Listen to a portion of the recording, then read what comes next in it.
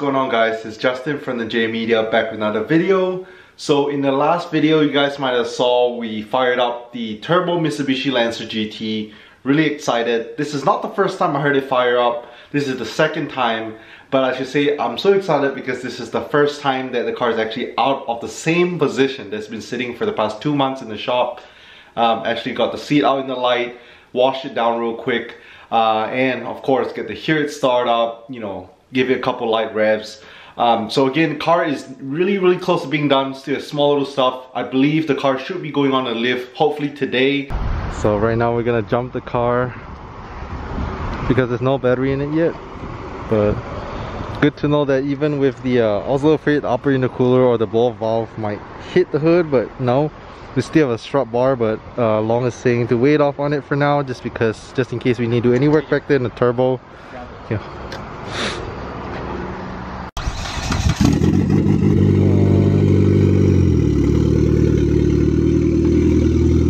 So loud and obnoxious.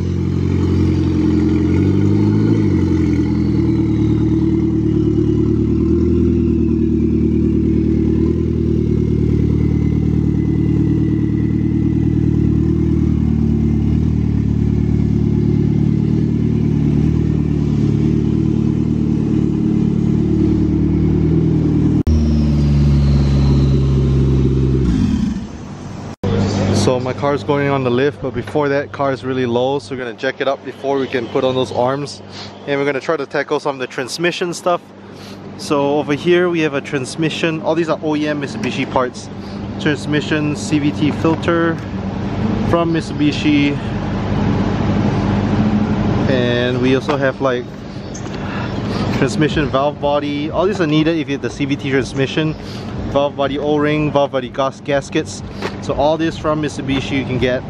And then for transmission fluids, you can go with the OEM Mitsubishi stuff, or the Ineos CVT fluids are really good as well, so that's what I went with. And then also again for precaution, I do have one transmission cooler here, but I'm going to add another transmission cooler over here. This is from Hayden Automotive, and 2 transmission fans just to keep it cool. So if you're a manual, you don't have to do any of these steps, but again with the CVT transmission you want to make sure it runs good and doesn't overheat. So all these are extra preventative stuff. And we also have the OEM Rallinspired downpipe here that might go on as well. Oh, I forgot, before all that we also have the Mishimoto thermostat to go in. This is a race thermostat to keep it cool. Like I said, pretty much all that, and I should be ready to get tuned. Small little stuff I'm gonna add, it doesn't have to be today. One is the carbon titanium strut bar, as well as these JD Motors custom titanium bolts. We also have like my hood struts, as well as AM gauges, as well as a gauge cluster, but all that can go in a later time. She's going up on the lift.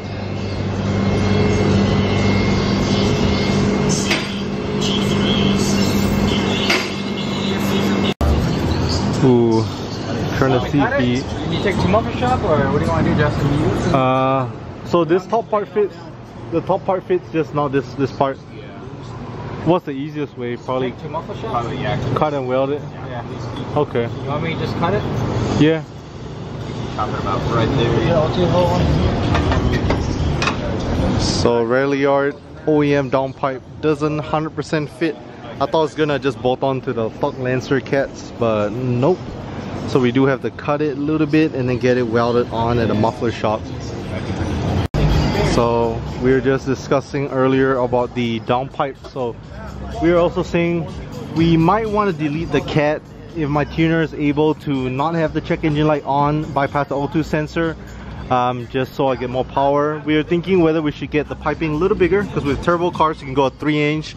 Only thing is I do lose a little bit of torque. I did increase the diameter. I think the stock Lancer ones are 2¼ inch. I increased it to 2½ inch pipe, so a little bit thicker. Downpipe comes right to around here, so we could cut it here and weld it at a muffler shop, or we could just delete the cat and get this part welded on. So yeah, we'll see what my tuner says. And then right now we have AJ draining the oil. No, transmission fluid. So like I said, for transmission fluid you can use OEM Mitsubishi stuff or Ineos so I chose Ineos, great brand. Another M3 in for alignment, leaving the shop.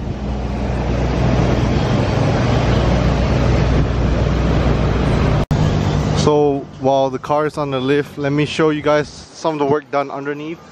So you do have to weld it to your oil pan. So over here we have the turbo oil line from the oil pan all the way feeding up to the turbo up there. And then you do also have to drill into your block, have one of the oil lines to your block. So yeah, and like I said, right now it's pretty loud because from the turbo manifold it just dumps right out. It's missing this piece right here, which is the downpipe. Yeah, so pretty much once we have the downpipe on, should sound pretty good. And we're debating whether we should delete the cats. So all that can be done at muffler shop. So right now we're gonna get to the transmission pan, which is right here. Earlier we're just draining the fluids. Now I can just take off the whole thing, so we're able to replace everything once transmission pan is off. So valve body here, the transmission filter here, and then the gaskets as well. And again, this step is only needed if you have the CVT transmission, if you turbo your Lancer. So AJ just took off the transmission pan, and he was saying usually most people change it when you're about 40 or 50,000 miles. In my case, I have really low miles in the car. I'm at about 25,000 miles. So it's not necessary that I change it out, but just to be on the safe side, you know, since I'm going to be boosted, I just want to do some extra preventative maintenance just to make sure everything runs good and I won't run into trouble, you know, as soon as I drive the car. So gaskets coming off, and that's what this new OEM gasket is for. We have the new valve body.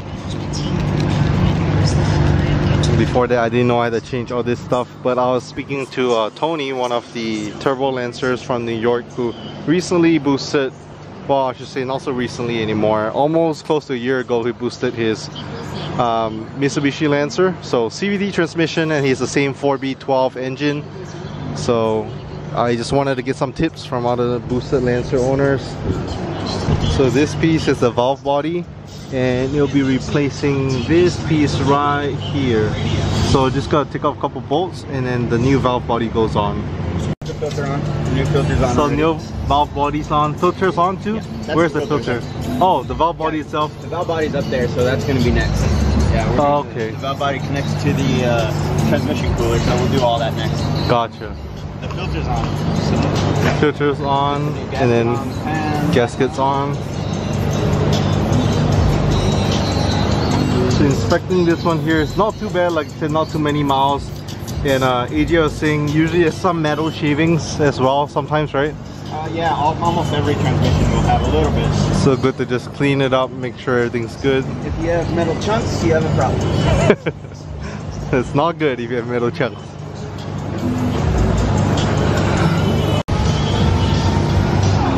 So it looks good, everything. So gasket is on, as well as the filter is on the transmission. Now to adding this filter on, as well as the O-ring. So I'm gonna leave Long's shop today. Some progress has been made. Like I said, the car is up on the lift right now. We're trying to figure out how to mount the transmission cooler, so that's what we're delayed on. We do have to get some T fittings as well as some L-shaped fittings from an automotive shop. So we tried to go Home Depot to see if it works, but we are trying to find kind of like a Christmas tree cone-shaped fittings so that it fits tight, like those barbed ones. Yeah, so pretty much I do have an OEM oil transmission cooler, and if I wanted to replace it with the Hayden Automotive one that I got, it'll fit just fine. But I want to have the stock transmission cooler as well as an aftermarket one, so 2 transmission coolers, and running a fan behind it as well, just to keep it really cool. So because of that, you know, I have to do some splicing into the oil lines, and you know, just a little bit of customization work, but nothing that can be done. So we're getting pretty close. Like I said, guys, if you guys want to see more of the turbo build videos, make sure to check them out on my playlist, Mitsubishi Lancer Turbo Build. If you guys stayed to the end, don't forget to leave a thumbs up, subscribe if you're new to the channel, and I'll catch you guys in the next one.